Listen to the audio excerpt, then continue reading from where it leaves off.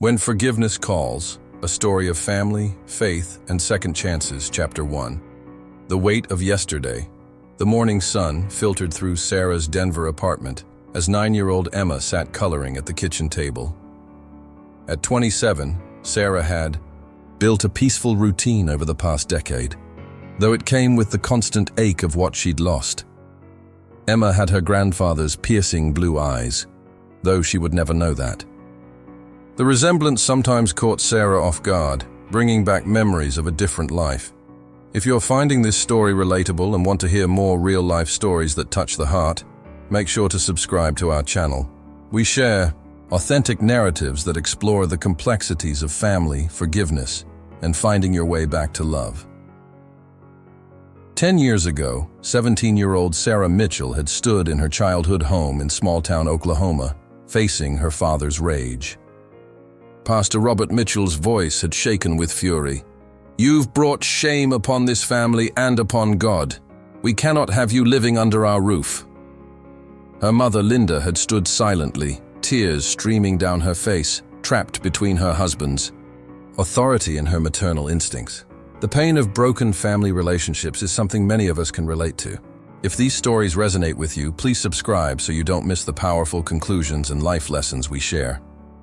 That November evening, Sarah had walked into the Oklahoma wind with nothing but a backpack and a growing baby in her womb. Now, a decade later, she worked as a nurse at Denver General Hospital, having put herself through school while raising Emma alone. Her phone buzzed on the counter. Sarah froze at the caller ID. Area code 405, Oklahoma. Her hands trembled as she stared at the screen.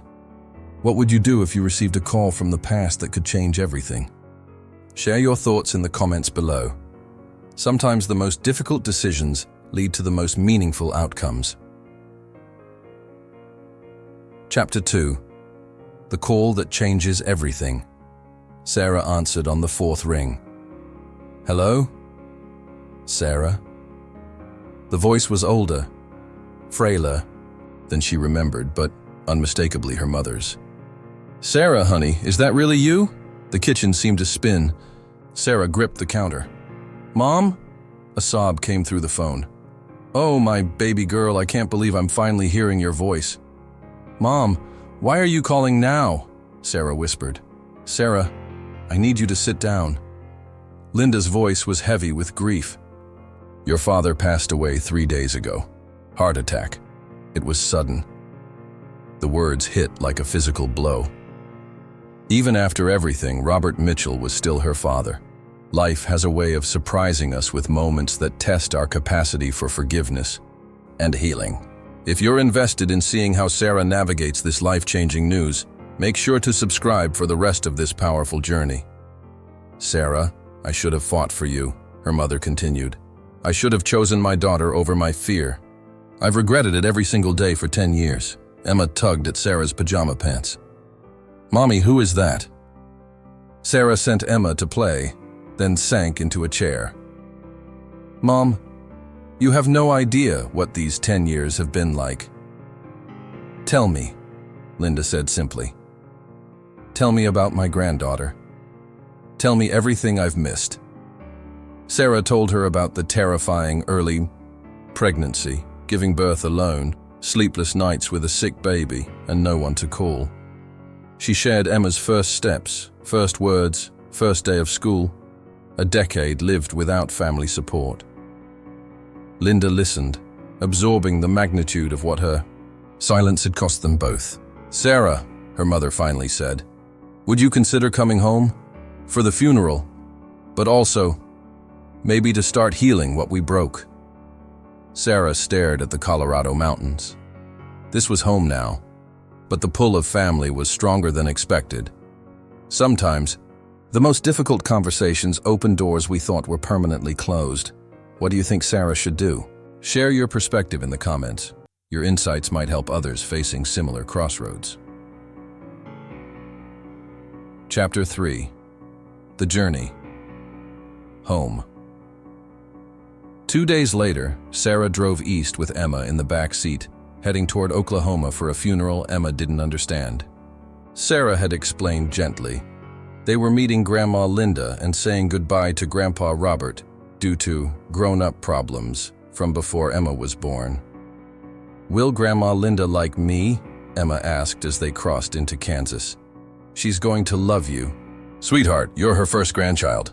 The familiar landscape appeared: wheat fields, small towns, and finally the exit from Millfield, Oklahoma. Population 3,847. Nothing had changed. The same gas station, the same diner where she'd worked, the same white church where her father had preached. Linda Mitchell stood in the doorway before they could knock, older and grayer, but with the same warm brown eyes. She looked at Emma first, her hand flying to her mouth. "Oh my goodness, you look just like your mother at your age." The two women stood separated by a decade before Linda pulled Sarah into a hug that felt like coming home. The power of unconditional love between mothers and daughters can overcome even the deepest wounds. If this story is touching your heart, please subscribe to hear more authentic tales of family, healing, and second chances. Inside, Sarah noticed the mantelpiece now held school photos that looked suspiciously like Emma. "Your friend Jessica, at tea." "The elementary school office might have sent me a few pictures over the years," Linda admitted. "I hope you're not angry." Sarah's mother had been loving her granddaughter from a distance, unable to reach out directly. The afternoon was spent building bridges. Emma warmed up to Linda quickly, especially when her grandmother brought out toys she'd been collecting for years, hoping for this moment. Have you ever experienced the joy of reconnecting with family after years of separation? Share your own stories of reconciliation in the comments below. Your experiences might inspire others facing similar situations. As evening approached, Linda showed them to Sarah's preserved bedroom. "David and Rebecca will be at the funeral tomorrow," she said. "David is cautious. He's been the man of the house. Rebecca is angry at your father, at me, and maybe at you for staying away." That night, Sarah lay in her childhood bed with Emma beside her. Tomorrow would bring the funeral and confronting siblings who'd grown up without their big sister. But tonight, she was sleeping under the same roof as her mother for the first time in a decade. Chapter 4. Healing and New Beginnings. The funeral home was packed. Robert Mitchell had been a community fixture, and his sudden death shocked everyone. Sarah walked in holding Emma's hand, feeling the weight of stares and whispered conversations. The most difficult moment came when she saw her siblings. David stood near the front, tall like their father, wearing a solemn expression. Beside him stood his wife holding a toddler. Rebecca was nearby, her green eyes flashing with barely contained emotion. David approached first. "Sarah," his voice was carefully neutral. "This is my wife Jennifer and our son Michael. This must be Emma." Rebecca hung back, arms crossed. Finally, she stepped forward. "I have spent 10 years being angry at you for leaving us," she said, voice tight with emotion. 10 years wondering where you were, if you were okay. Becca, I thought about you every single day. But you never called. You just disappeared. Family. Reconciliation is never easy, especially when years of hurt have built walls between the people who should be closest. If you're following Sarah's journey of healing, make sure to subscribe to see how this emotional confrontation resolves. Because Dad made it clear I wasn't welcome. I was 17 and scared and thought you all hated me. We never hated you. We missed you. I needed my big sister, and you were gone. The funeral service was traditional. Hymns, scripture readings, testimonials about Robert's dedication to faith and community. But Sarah noticed what wasn't said. No one mentioned his warmth as a father or family moments. The public and private Robert Mitchell had been different people. After the burial, the family gathered back at the house. The tension remained, but Emma's presence softened everyone. She charmed David with questions about his mechanic job and slowly won over Rebecca by asking about college. Sometimes children have the unique ability to heal wounds that adults have carried for years. How do you think family relationships can be rebuilt after separation? Share your thoughts in the comments. As evening came and extended family left, the core family found themselves alone in the living room where everything had fallen apart.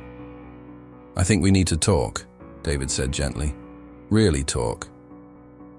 While Linda put Emma to bed, the three siblings sat together, a decade between them. "Leaving you wasn't a choice," Sarah began. "I was 17, pregnant, and scared. Dad made it clear. Give up my baby or get out. No middle ground, no forgiveness." "The house felt empty after you left," David admitted. "Dad never talked about you. Mom cried a lot. Rebecca had nightmares." "I kept your room the same for 2 years," Rebecca added quietly.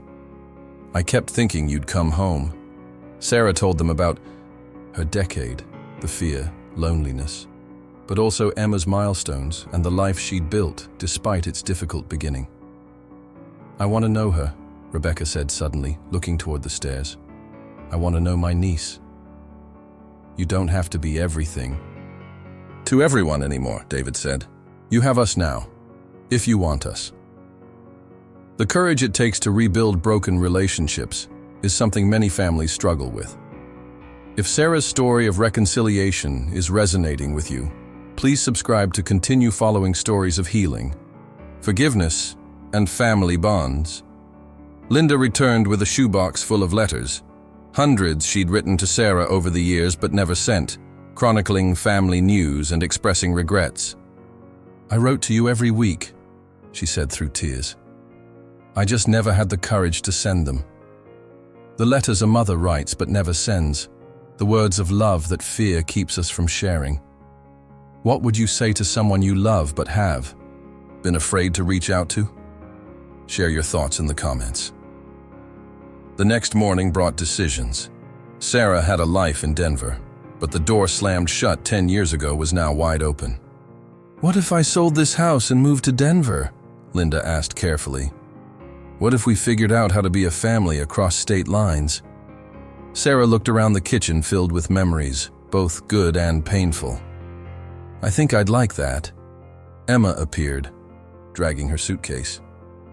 "Grandma Linda, are you really going to come live near us? If your mama says it's okay, I'd like to try." Emma considered this seriously. "I think that would be good. I've never had a grandma before." 6 months later, Linda. Mitchell sold the Oklahoma house and bought a small apartment 15 minutes from Sarah and Emma in Denver. David and Rebecca visited for Emma's 10th birthday, bringing their families and filling Sarah's apartment with the sound of children playing and adults catching up on lost time. Robert Mitchell's rigid faith had broken his family apart, but Linda's patient love was putting it back together, piece by piece. The reconciliation wasn't perfect. There were still awkward moments, still conversations that needed to happen, still wounds that needed time to fully heal. But as Sarah watched Emma playing with her cousins, while Linda taught Rebecca how to make her famous chocolate chip cookies, she realized that some things were worth waiting for. Some forgiveness comes immediately, and some takes 10 years and a phone call that changes everything. The little girl who had been kicked out for getting pregnant had become a woman who understood that families aren't just made by blood. They're made by choice, by forgiveness, by the daily decision to love each other despite imperfections. And sometimes, when grace finally overcomes judgment, the family that was broken becomes stronger than it ever was before. Thank you for joining us on Sarah's incredible journey of healing and redemption. Stories like these remind us that it's never too late for forgiveness, never too late to rebuild what was broken, and never too late to choose love over fear. If this story touched your heart, please subscribe for more authentic narratives about real people facing real challenges with courage and grace. And remember, your own story of reconciliation might be just one phone call away. If your mama says it's okay, I'd like to try. Emma considered this seriously. "I think that would be good. I've never had a grandma before." Sometimes the most beautiful new chapters begin with the courage to rewrite old endings. If you've been touched by Sarah's journey from rejection to reconciliation, please subscribe to our channel for more authentic stories about the power of forgiveness, the strength of family bonds, and the hope that exists even in our darkest moments. 6 months later, Linda Mitchell sold the house in Millfield and bought a small apartment 15 minutes from Sarah and Emma in Denver. David and Rebecca visited for Emma's 10th birthday, bringing their families and filling Sarah's apartment with the sound of children playing and adults catching up on lost time. Robert Mitchell's rigid faith had broken his family apart, but Linda's patient love was putting it back together, piece by piece. The reconciliation wasn't perfect. There were still awkward moments, still conversations that needed to happen, still wounds that needed time to fully heal. But as Sarah watched Emma playing with her cousins, while Linda taught Rebecca how to make her famous chocolate chip cookies, she realized that some things were worth waiting for. Some forgiveness comes immediately, and some takes 10 years and a phone call that changes everything. The little girl who had been kicked out for getting pregnant had become a woman who understood that families aren't just made by blood. They're made by choice, by forgiveness, by the daily decision to love each other despite imperfections. And sometimes, when grace finally overcomes judgment, the family that was broken becomes stronger than it ever was before. Thank you for joining us on Sarah's incredible journey of healing and redemption. Stories like these remind us that it's never too late for forgiveness, never too late to rebuild what was broken, and never too late to choose love over fear. If this story touched your heart, please subscribe for more authentic narratives about real people facing real challenges with courage and grace.